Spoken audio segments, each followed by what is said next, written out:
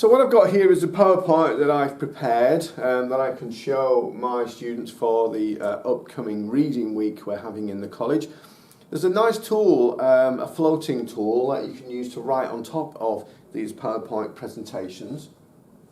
There's a menu either here or just here, or again you can pick it up from the controls on the front, or you can just press and hold two fingers on the board and you get this pop-up floating tool which then allows you to write on top of your presentation, so that if you wanted to just kind of point things out to students, I want you to pick out some keywords, whatever it might be.